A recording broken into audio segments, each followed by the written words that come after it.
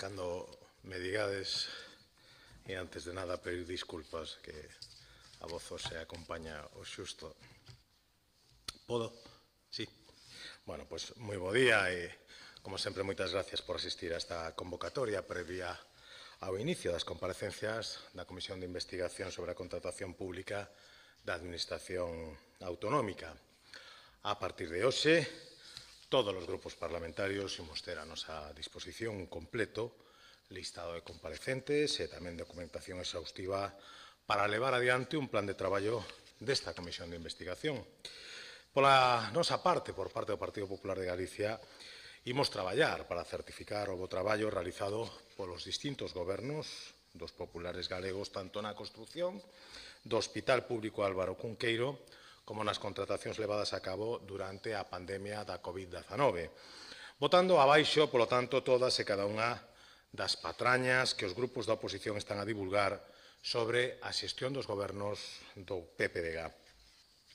Porque cada día que pasa estamos máis seguros de que o BNG está fondamente arrepentido de ter solicitado a constitución desta comisión de investigación, coa que pretendía traer a Galicia barullo para tapar os escándalos de corrupción que cada día que pasa asolan máis a Pedro Sánchez e ao seu goberno, que parecen non ter fin logo das declaracións feitas no día de onte polo señor de Aldama.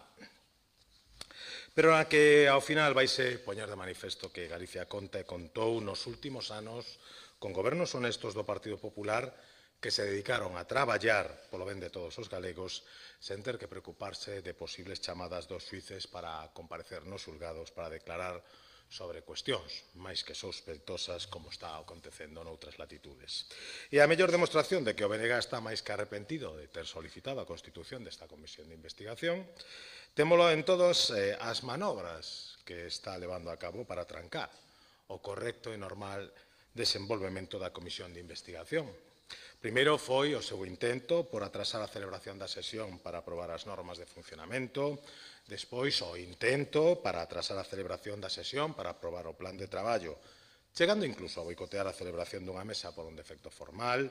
Máis tarde viñeron as amenazas por revogar a celebración das reunións da mesa, pero todo isto viuse abaixo co contundente informe asinado por todos os letrados deste Parlamento, no que respaldan todas e cada unha das decisións adoptadas pola mesa da comisión que tanto proído que causou aos deputados do BNG. Porque pensan que son posuidores da verdade absoluta e pensan que poden manexar ao seu antollo o traballo deste Parlamento, pero compre recordar que estamos nunha Cámara democrática na que as decisións se adoptan por maiorías e, de momento, os galegos decidiron que a maioría a teña nesta Cámara o Partido Popular. Eles seguen o seu agora e, despois de rexeitar a proposta feita polo Grupo Popular para incorporar comparecentes e documentación solicitada na súa proposta de plan de traballo ao plan de traballo aprobado por esta comisión, pois parece que están empeñados en recorrer ao artigo 9 para solicitar documentación relacionada con esta comisión de investigación. A min parece que resulta lamentable que a súa cacholada lles privara de incorporar esta documentación que agora piden polo artigo 9, cousa que é totalmente respetable, ao plan de traballo da Comisión de Investigación, porque se algo quedou claro desde un primeiro momento é que tanto o Goberno galego como o Grupo Popular non temos nada que ocultar e imos poñer a disposición toda a documentación que se precise, do mesmo xeito que ofertamos incorporar ao plan de traballo da Comisión de Investigación a novos comparecentes, entre eles cargos da Administración e representantes de empresas con contratacións da Xunta que non figuraban na nosa proposta. Pero esta oferta foi rexeitada polos grupos da oposición a pesar de que nin sequera estaban obligados a votar a favor dese plan de traballo definitivo para que se produciran tales incorporacións. Pero se a actitude do BNG é sorprendente, que podemos decir do Grupo Socialista? Parece que aínda non asumiron que teñen 9 diputados e que están fora de moitos dos órganos deste Parlamento por terse convertido na terceira forza parlamentaria. Un deses órganos é a mesa desta comisión de investigación na que se aproba o desenvolvemento do plan de traballo que se fai público posteriormente para coñecemento de todos os grupos.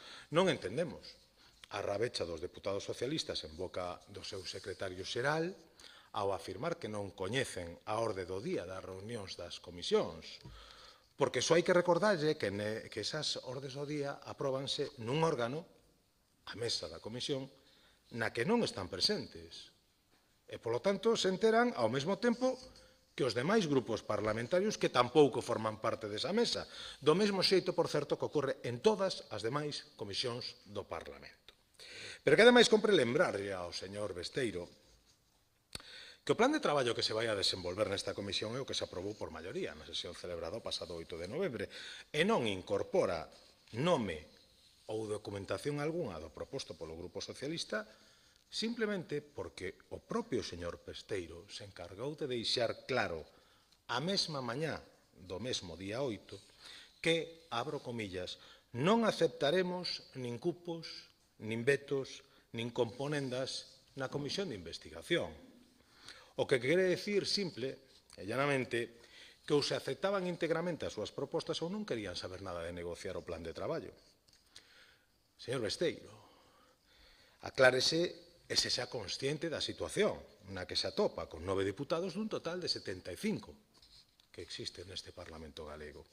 E isto sitúa nunha situación de extrema debilidade a hora de exixir que se cumpran as súas demandas.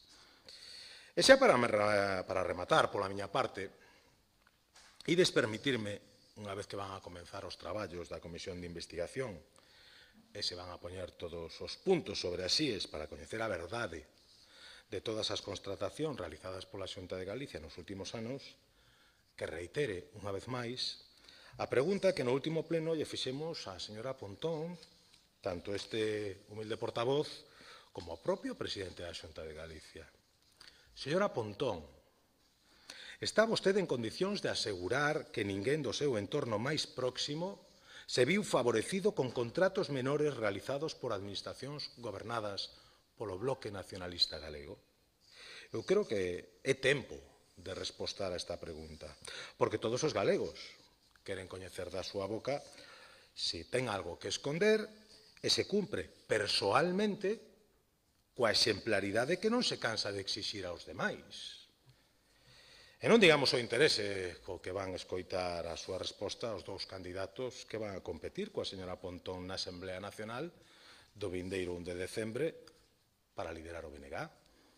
Unha asamblea que, por certo, se deixa algo claro é que o BNG está roto por dentro porque incluso no seu propio grupo parlamentario xa existen candidatas que tusan a señora Pontón e que amosa que para ata de agora a lideresa do BNG esta asamblea non vai ser o camiño de rosas que tiña previsto. Polo tanto, estou seguro que quererá comparecer diante dos seus propios militantes asegurando que cumple os criterios de transparencia que exixe para os demais. Agardemos que a señora Pontón nos deixe de enviar recados por terceiras persoas e asuma persoalmente a resposta dunha pregunta que semella francamente sinxela. Sí ou non hai persoas do seu entorno favorecidas por contratos menores asinados por gobernos do BNG. Pola miña parte non teño máis que engadir, simplemente poñerme a súa disposición por se queren formular algunha pregunta sobre estas ou outras cuestións. Neste sentido, teñen algún dato concreto sobre que familiares ou que tipo de contratos puderon ter asinado con gobernos do BNG? Teñen algo máis en concreto? A pregunta creo que é moito máis concreta que a resposta que deu a señora Pontón. Creo que a pregunta é concretísima. Se hai persoas do seu estricto e máis cercana confianza, do seu estricto entorno familiar, que se viran beneficiadas por contratos menores asinados por gobernos do BNG. Me resulta moi complicado ser máis concreto e creo que é xusto que lle dé a señora Pontón a oportunidade de respostar, porque, volvo a repetir, tampouco a persistencia de algún contrato supón ningún comportamento necesariamente ilícito, pero parece que se aplica ese baremos de máis e, polo tanto, Parece xusto coñecer se ese mismo baremo sería superado pola propia señora Pontón. Por ahora non hai máis que isto. E este tema que sai agora a palestra, cando comezan os traballos da comisión, pódese converter nunha comisión de investigación da señora Pontón?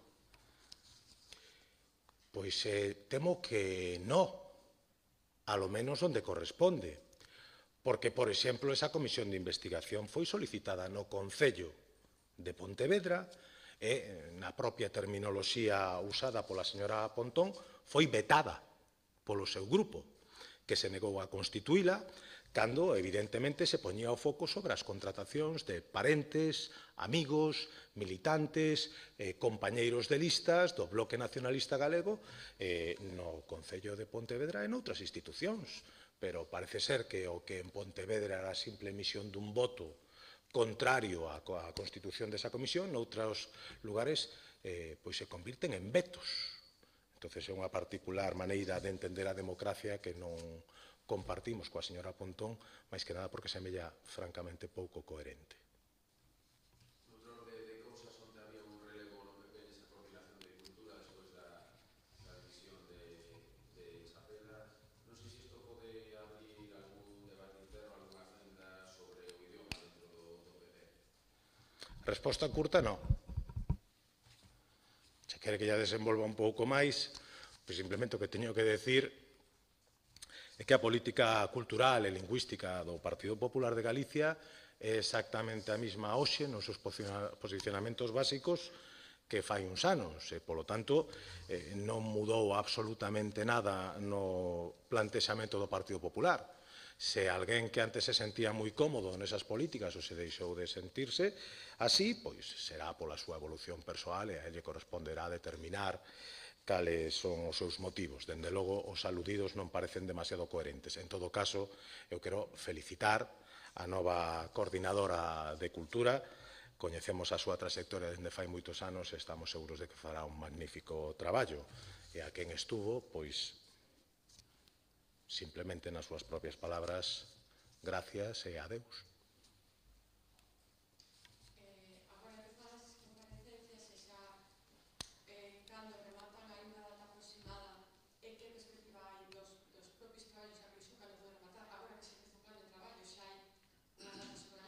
Bueno, eu creo que nos días podemos facer unha previsión un pouco máis certa, porque saben que nos pretendíamos incluso que os traballos comenzaran onte, non foi posible por distintas cuestións, eu quero deixalo claro, é dicir, tamén nos estamos encontrando con algunhas dificultades, porque parece que hai xente que non milita no Partido Popular de Galicia que ten certas dificultades ou parece que ten unha vontade esquiva a hora de vir a dar a súa versión dos feitos a este Parlamento de Galicia. E, polo tanto, supoño que a duración da comisión pois tamén depende, en certa medida, do grau de colaboración que todo o mundo queira prestar a mesma. Eu lle garanto que toda aquela persoa que teña que ver co Partido Popular de Galicia vai a dar todas as facilidades para comparecer en tempo e forma e intentar que canto antes os galegos coñezan todos os aspectos que se teñen que investigar nesta comisión. Gustaríame pedirlle aos responsables de outros partidos que deran exactamente as mesmas facilidades. E ata agora non aconteceu. É certo que, nalgúns casos, con motivos, creo que entendibles e justificados, en outros casos, con, en fin, algúns atrancos dificilmente comprensibles.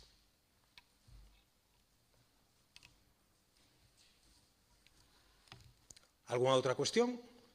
Oye, pois moitísimas gracias e seguro que estes días non faltan ocasións de que sigamos analizando todas estas cuestións. Moitas gracias.